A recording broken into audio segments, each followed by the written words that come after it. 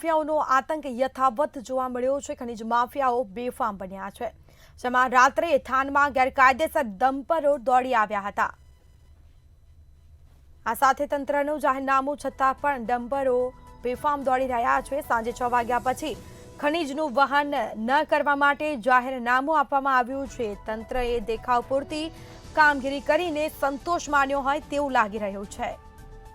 તો જિલ્લામાં ખનીજ માફિયાઓનો આતંક છે તે યથાવત જોવા મળ્યો છે। રાત્રે થાનમાં ગેરકાયદેસર ડમ્પરો દોડી આવ્યા છે।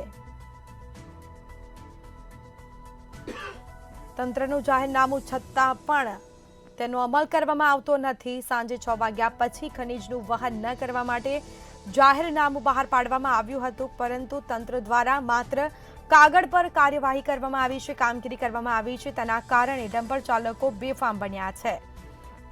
ખનીજ માફિયાઓનો આતંક છે તે યથાવત જોવા મળ્યો છે।